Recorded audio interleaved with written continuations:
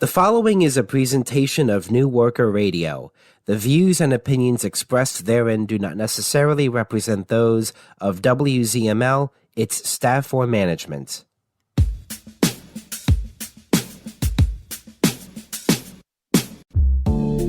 Hello, and welcome to New Worker News on WZML 92.9. My name is Manolis, bringing you national and international updates from a worker's perspective. To begin, here is Yanis with the local news. Thank you, Manolis. Last week, Pennsylvania saw its first confirmed case of measles for the year, adding to the growing 164 confirmed cases around the country. This patient was seen at the Children's Hospital of Philadelphia in King of Prussia on Wednesday, but there has been no further information shared publicly about them. Given that the vast majority, 82%, of cases this year were children and young adults aged 0 to 19, it is likely that the patient is a minor. The danger posed by measles cannot be understated. It is a highly infectious disease that spreads through the air or contact. So infectious, in fact, that it is estimated that 9 out of 10 unvaccinated people in the same room as an infected person will contract the disease.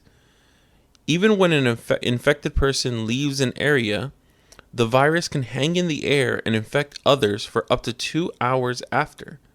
Furthermore, people sick with measles are contagious anywhere from 4 days before and 4 days after the appearance of rashes, a characteristic symptom of measles.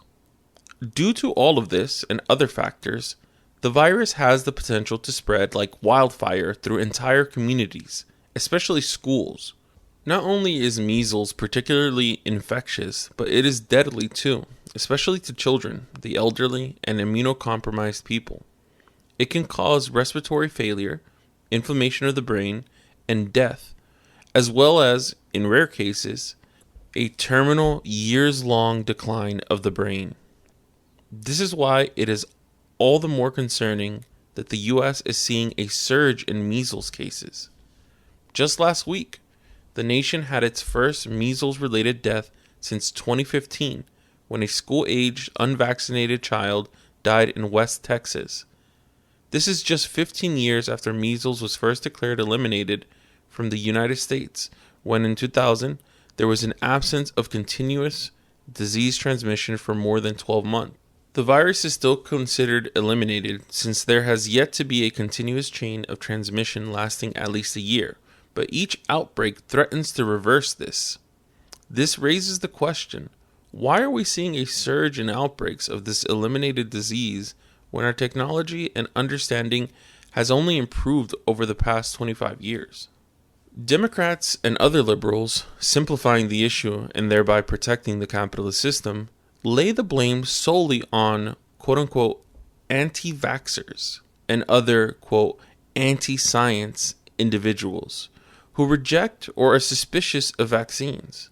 Acting as if these ideas emerge spontaneously, they blame individuals for not vaccinating themselves or their children and causing outbreaks, but speak nothing of the fact that vaccines are commodified, ensuring that poor sections of the popular strata will go on unvaccinated, which guarantees that such communities will be the hardest hit by the next outbreak. Further, it hides the complicity of the government in spreading, or at the very least allowing these ideas to spread, despite having the means to stop it. This is no accident.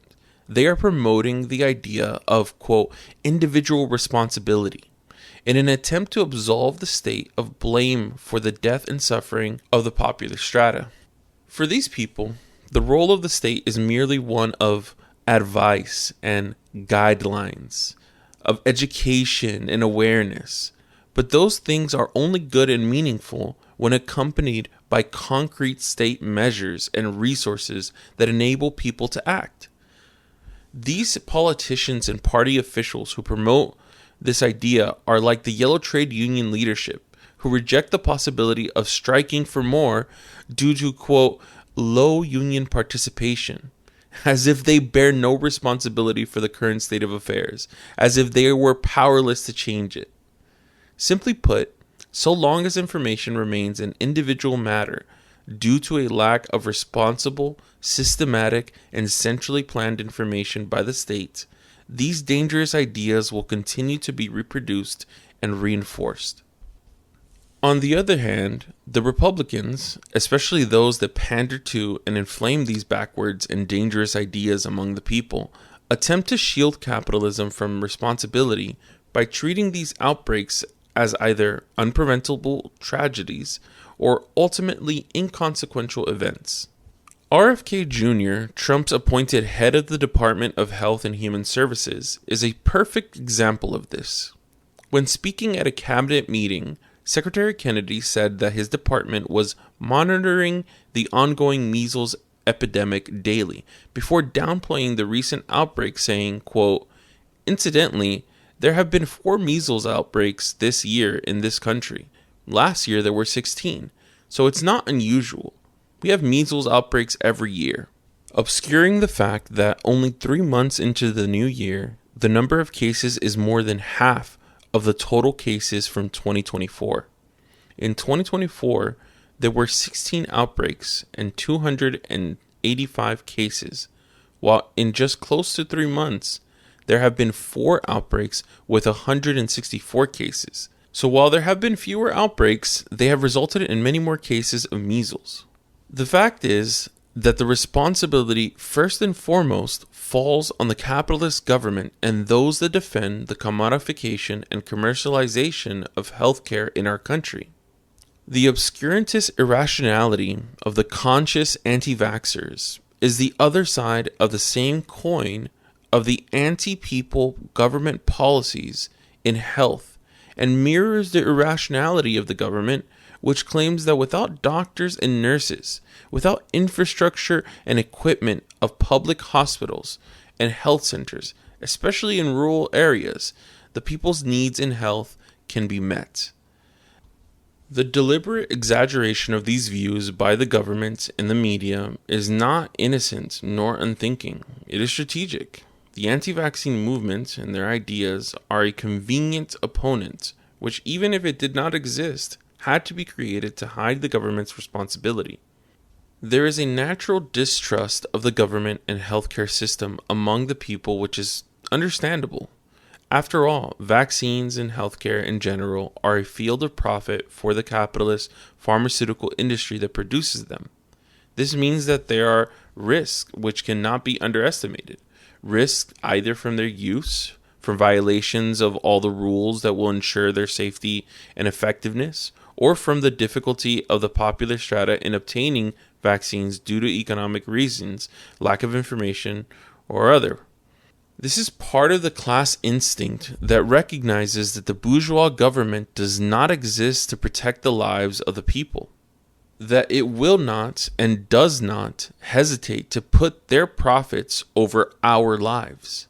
But this instinct is lacking when it is divorced from scientific facts, from objective reality. To say that because this scientific study contradicts that study, that therefore there is no truth on the matter, or that science is useless, is to throw the baby out with the bathwater. It is true that a new study may come along whose findings contradict proven science, but so long as this paper does not tip the scales or remains unverified by other studies, it won't change the established guidelines, nor should it. Our knowledge and understanding of phenomena is constantly changing, constantly being furnished with new results, constantly being analyzed and corrected and changed. Despite this relativism, by its very nature, research in the biomedical field, as a synthesis of the natural sciences writ large, generally provides objective insights. But even putting all of this aside, the government still bears all responsibility for these outbreaks for one simple reason. Measles, like polio, could be eradicated with the current technology and resources available, and yet it persists. A study by William J. Moss of Johns Hopkins University in Baltimore, Maryland, found that the eradication of measles was biologically feasible. According to the study, the 3 main criteria important to disease eradication are, quote, 1. Humans are the sole pathogen reservoir. 2. Accurate diagnostic tests exist. And 3. An effective practical intervention is available at a reasonable cost. End quote. The study found that measles met all three, concluding that, quote, measles eradication is biologically feasible with available diagnostic assays and vaccines, and elimination has been achieved in large geographical areas. This study was published 14 years ago, but with the advancements in the biomedical field over the years, its conclusions will only have been strengthened. Whether it is a Democrat administration during the pandemic or a Republican one during this epidemic, the results are the same. The interests of the monopolies, especially those in the pharmaceutical industry, are safeguarded, while working people and their children die.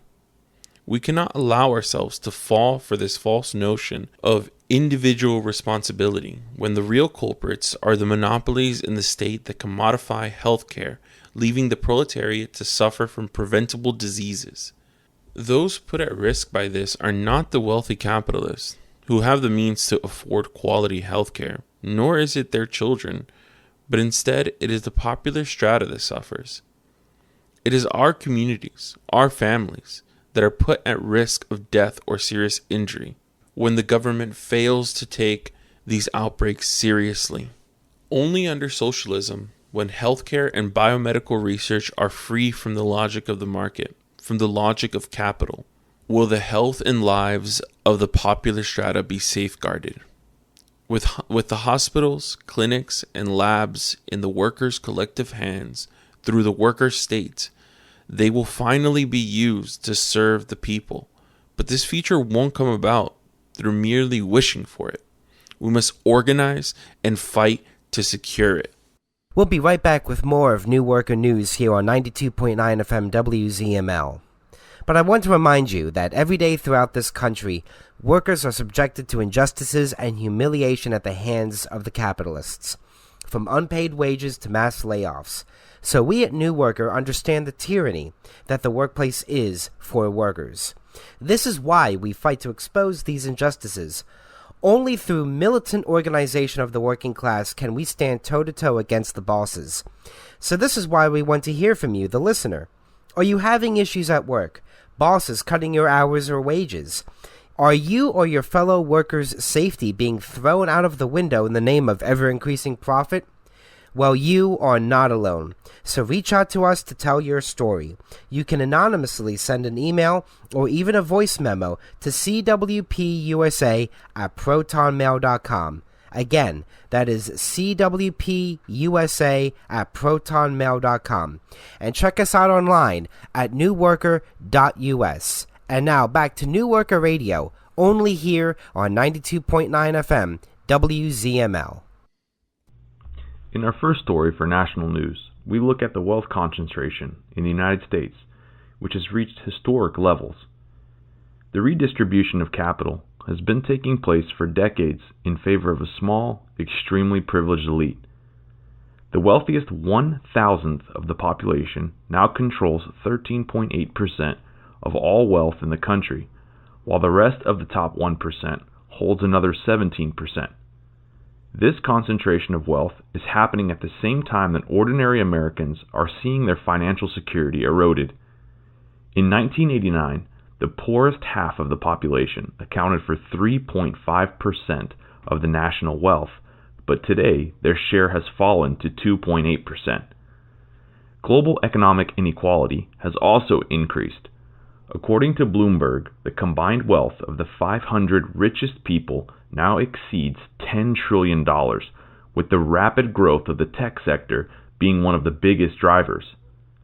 One of the biggest tech billionaires, whose fortune now stands at $442 billion, has become a symbol of the extreme accumulation of capital in the hands of individuals. At the same time, structural oppression against those who produce society's wealth is increasing.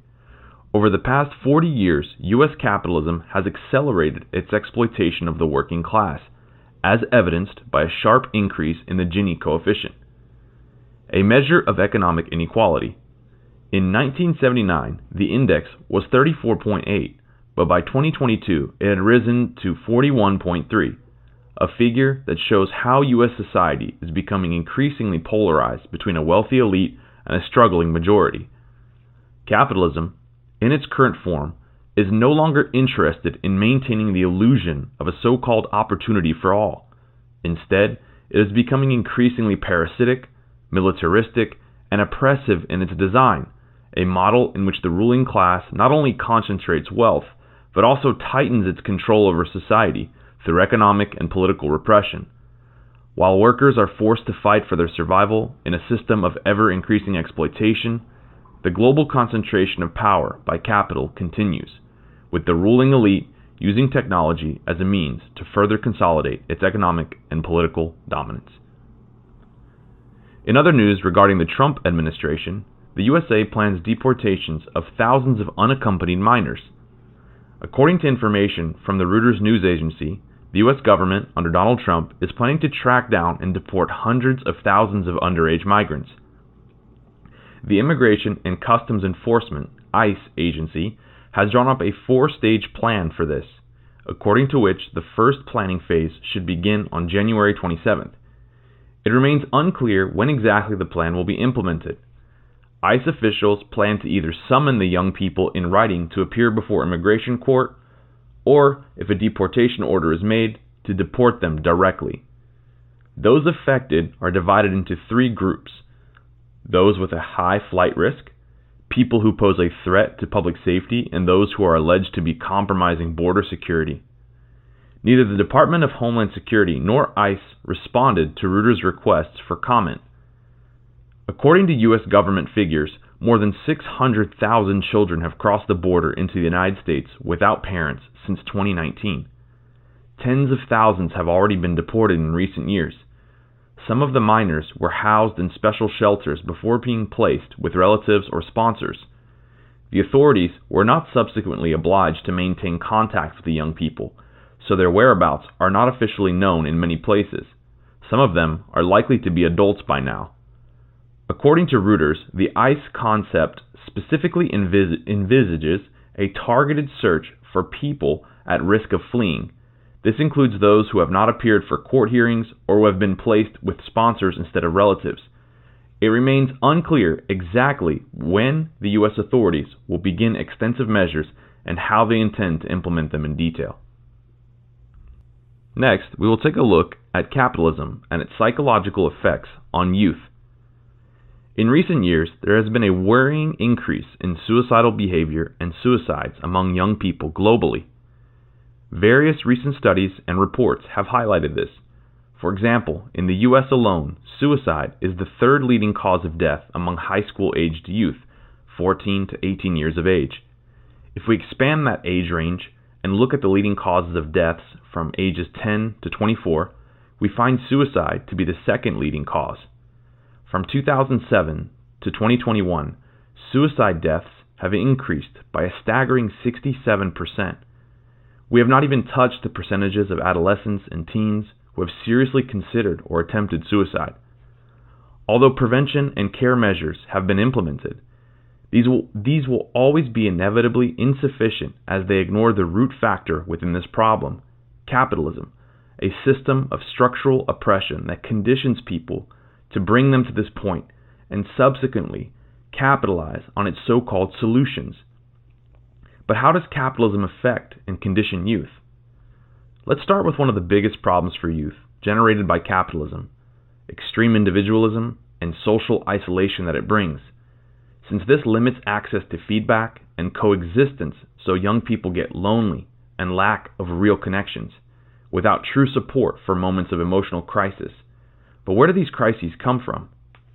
As mentioned before, the root is in the system, because it is one based on social inequality, and unfortunately, the different so-called solutions it offers, such as therapy or medication, will not be enough to fix this inequality that brings with it a job insecurity, coupled with an uncertain future that, added to the promotion of competitiveness, pressure for success, and productivity with which young people are conditioned from a young age, will only generate stress and anxiety due to the inability to plan their future, along with the hopelessness about it that can trigger suicidal behavior. Many young people in search of relief from these problems get involved in the consumption of alcohol or drugs, or simply in consumerism of gadgets in search of status in order to fill an emotional void. Consumerism that unfortunately ends up benefiting the system that put them there in the first place. But they cannot be judged because it would be foolish to blame the victims and not the perpetrator, in this case the system, a capitalist system that reinforces and benefits from the various social and individual problems of young people. And what does that benefit the system reaps? We can give thanks to mental disorders. Now that we have explained the psychological effects of capitalism on youth, we can delve deeper into them. The so-called mental disorders, commonly referred to as mental illnesses, cannot deny the various biological factors that predispose individuals to them, along with the potential need for medication in some cases. However, in other instances, such as depression, stress, or anxiety, we are primarily confronted with specific behaviors of individuals, conditioned by capitalist values, like the aforementioned individualism, productivity, competition, or others not mentioned, such as the cult of superficiality. This, combined with the socio-cultural environment that these values foster, leads to these behaviors being classified and stigmatized. This classification and stigmatization are then used to offer supposed solutions benefiting from the sale of medications. While these medications may be effective, it is undeniable that the best approach would be to create a more suitable environment and advocate for a change in the type of society. The conclusion we can draw is that as long as the capitalist system is not left behind, overcome, and overthrown to establish a socialist communist society, it will be impossible to achieve a true positive change in the commonly called mental health of young people and their families. So it is necessary that we fight to be able to provide the necessary support and generate a better environment, society, and culture. In other national news, negotiations broke down between Ukraine and the United States. The Ukrainian president, Volodymyr Zelensky, had a difficult time in Washington, D.C. when he visited the White House to sign, as planned, the famous mineral deal with the United States. The meeting with Trump and Vice President turned into a humiliating public confrontation for him, with Trump and Vance attacking him for his refusal to make a deal with Russia. The Ukrainian president's visit to the White House was actually supposed to be a ceremonial signing of an agreement on raw materials. This agreement was supposed to force Ukraine to share the revenues from newly discovered natural resources with the USA for years and decades to come through the establishment of a joint fund. Ukraine would contribute 50% of revenues from future monetary exploitation of the state's mineral resources, including oil, gas, and other related infrastructure and logistics. The fund would then invest in other projects in Ukraine. The joint press conference between the Ukrainian president and the U.S. leadership degenerated into an argument. President Donald Trump, his Vice President J.D. Vance, and Zelensky engaged in an open exchange of blows in front of cameras. Zelensky insisted that, in his opinion, it was not possible to reach a ceasefire or peace agreement with Russian President Putin.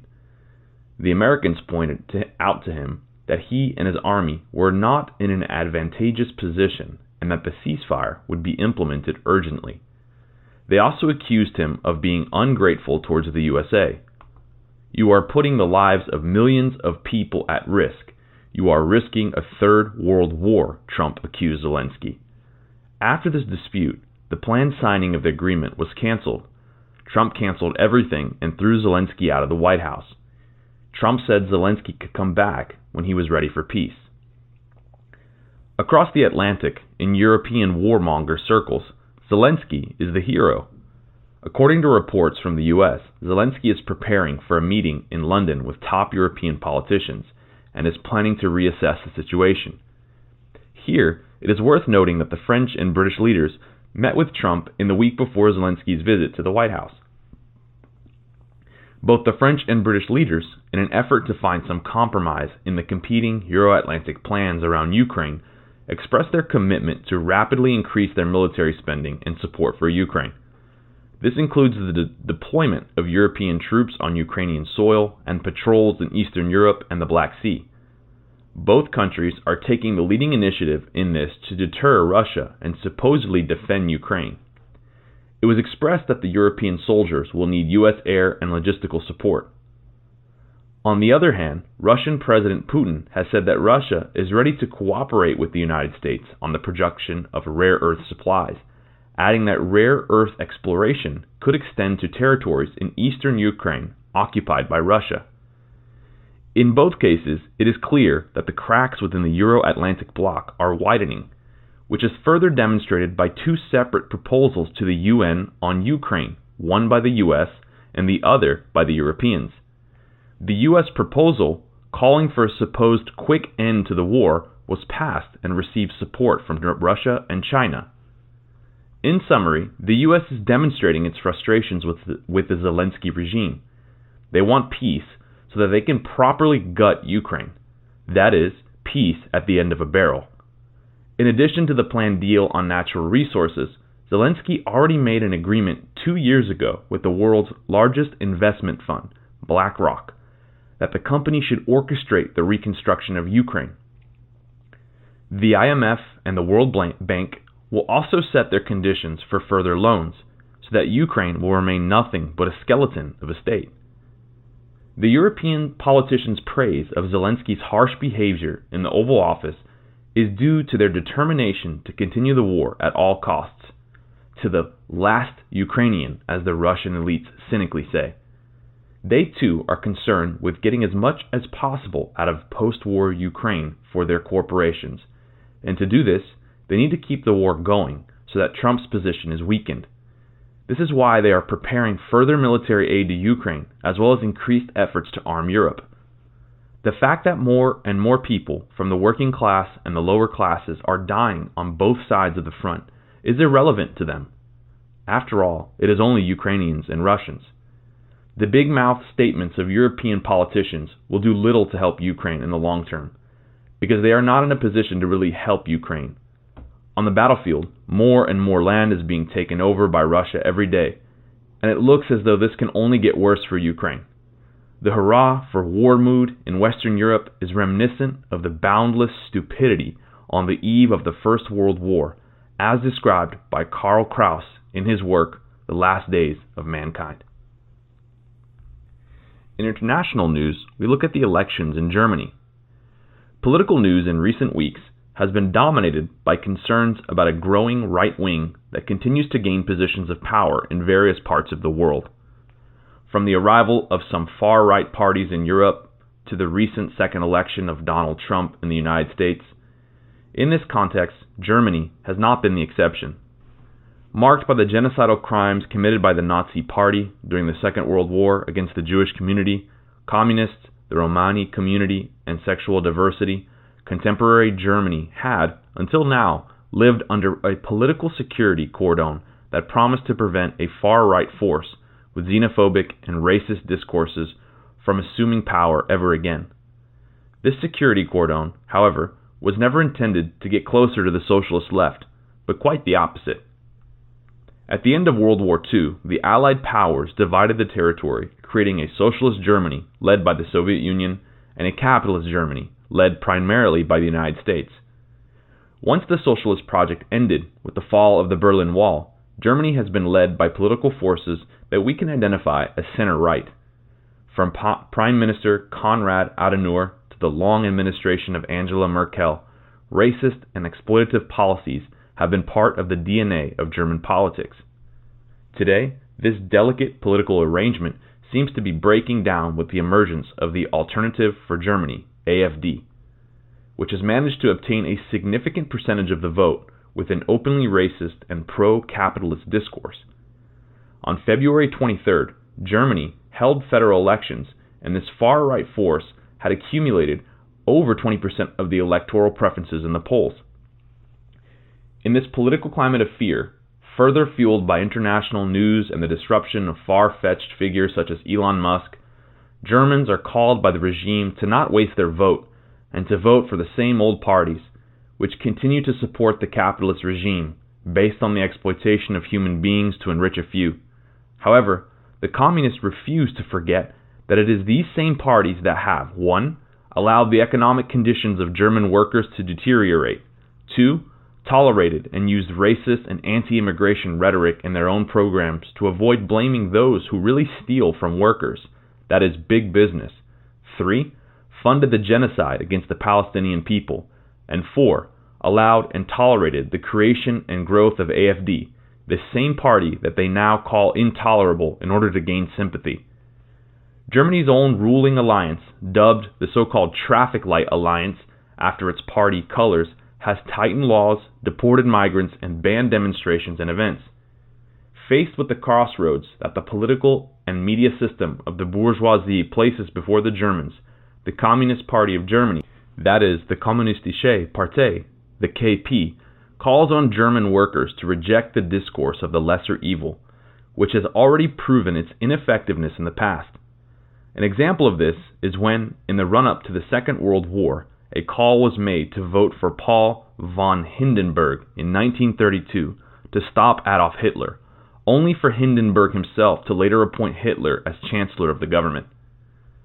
Germany's state of affairs, which faces declining economic output and the threat of further stagnation by 2025, gives workers reasons to want radical change, as they see the exhaustion of the current system. In addition, the international context is one of increasing competition within the imperialist system, particularly against China and the United States, generating even more pressure on German society. However, the rhetoric of the lesser evil failed to prevent the rise of fascist regimes in the 20th century, so there is no evidence to believe that voting for parties that serve the bourgeoisie can, in the medium or long term, achieve this today. Unfortunately, communist parties around the world face many obstacles to participating in the bourgeois system of elections. For example, the reason why the Kommunistische Partei cannot participate in these elections is because the government wants small parties to collect more than 10,000 signatures in order to be registered, and at the moment, this is not logistically possible in such a short time. Despite this, socialism will not be achieved through elections, but requires a revolutionary break with capitalism. To prepare for this, we must build strong unions, form social fronts to demand real improvements, and oppose war and militarization, fighting for the life we deserve, that we can never have under capitalism. You've been listening to New Worker News on 92.9 FM WZML, your home for local, national, and international news, all from a working class perspective.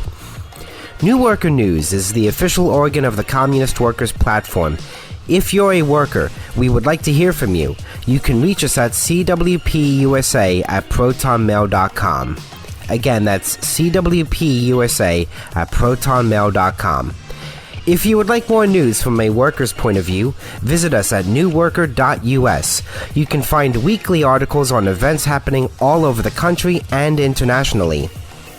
If you've enjoyed the program and wish to see more working class reporting, consider donating to our Patreon at patreon.com/newworker. And thank you for listening to New Worker News on 92.9 FM WZML.